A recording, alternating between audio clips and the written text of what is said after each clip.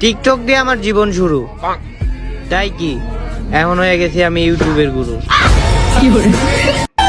তোমার অনেক fan follower, তোমার ফ্যান বেজ অনেক বড়, তাই বলেই কি তুমি অহংকার করো? তুমি কি জানো তোমার এত ফ্যান ফলোয়ার তারাও কিন্তু অহংকার পছন্দ করে না। আমাদের দেশের জাতিগুলো হচ্ছে হাই রুড, যে খেলার মূল নিয়ম হচ্ছে প্রতিপক্ষকে পিছন থেকে টেনে ধরা হয়, মানে প্রতিপক্ষের সামনে না যেতে দেওয়া। তেমনি আমাদের দেশে কিছু আবাল চাবাল এবং বাহিনীযুক্ত এবং প্রতিবন্ধী আছে যারা কখনো মানুষের ভালো চায় না এবং মানুষকে সামনে আগাতে দেয় না, মানুষকে সবসময় পিছন থেকে টেনে ধরে এবং মানুষের পিছনে গিয়ে তার মতো গেগো করে। তারা শুধু দেখে কেমন মানুষ কাকে কি করলো, কাকে কি ভাবলো, কাকে কি ব্যান্ড দাবি করলো আর কাকে কি ব্যান্ড না দাবি করলো।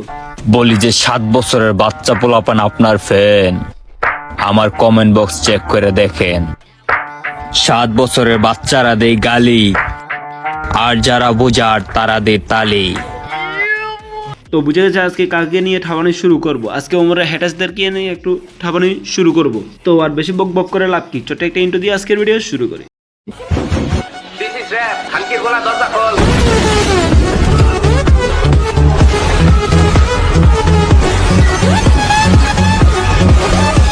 সো হ্যালো ভাই বন্ধুরা, welcome back. I am RAB another new roasting video in my YouTube channel.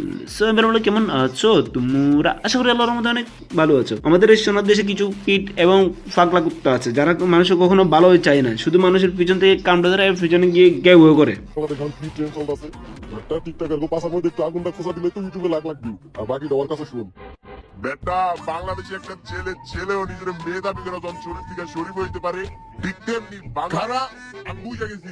পরের লাইনটা আমি কইতেছি, বাংলাদেশে এমনও কিছু টিকটকার আছে যাকে টিকটকে মিলিয়ন মিলিয়ন ফলোয়ার, আবার প্রতিদিন টিকটকও করে, কিন্তু সে নিজেকে কখনো টিকটকার মনে করে না। আবার অন্য টিকটকার পাশায় আঙুলও দেয়। যাই হোক, যাদের ভিডিওতে ভিডিও পাঠা পড়েছে তারা এখন ওমরকে নিয়ে রোস্টিং করে, এক কথা প্রতিবন্ধী রোস্টার যাদেরকে বলে। তো তাদের ভিডিওতে পড়েছে এখন ভিউজের বাটা। আরে তাদের ভিডিওতে পড়েছে এখন ভিউজের বাটা, ওমরকে খোঁচা মেরে ভিডিও বানাই, চল ট্রেন্ডিং কাফা। কিছু আছে তো বকচোদ প্রতিবন্ধী মার্কার টিকটকার আছে যারা ওমরের ভালো ভিডিওগুলো দেখে না, দেখে শুধু খারাপ ভিডিওগুলো, আগের ভিডিওগুলো এনে রিয়েলাইজ করে এখন তারা তাকে খোঁচা মেরে ভিডিও বানায় আর কি। চলো আমরা এখন ওমরের কিছু ভালো ভিডিও দেখে আসি।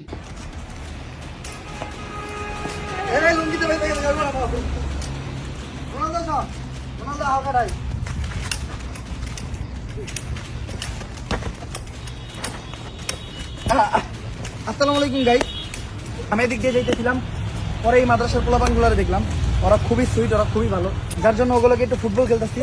আর যাই ওরা কিন্তু খুবই ভালো ফুটবল খেলে। এই যে বন্ধু আমার, ওর হয়তো বাবা নাই, কিন্তু ও খেলে রোনালদোর মতো। ওর শুটে যে স্পিড, শুটে যে গতি, মানে যে প্রেশার, রোনালদো ফেল। যদি ওর পা থাকতো ও ভালো ফুটবল খেলতো, একদিন ভালো একটা খেলোয়াড় হতো, বাট আল্লাহ তালা দেয়নি কোনো এক কারণে। যাক, কোনো ব্যাপার না। বাট ওরা যতজন পোলাপান আছে সবাই বেস্ট, আর আমাদের মাদ্রাসার পোলাপানগুলো অনেক আন্ডার রেটেড।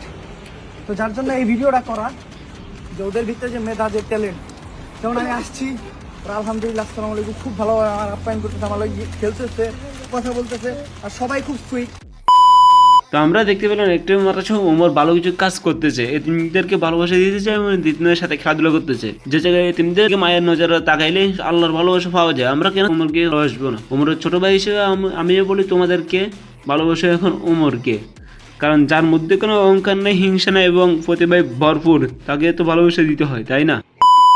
সো আজকের মতো এখানে বিদায় নিচ্ছি। ভিডিওটির জন্য একটা লাইক চাচ্ছি, যদি ভিডিওটি ভালো লেগে যায় একটা লাইক করে দাও, আর নেক্সট ভিডিও কাকে নিয়ে চাও তাড়াতাড়ি কমেন্টে জানাও। So good bye.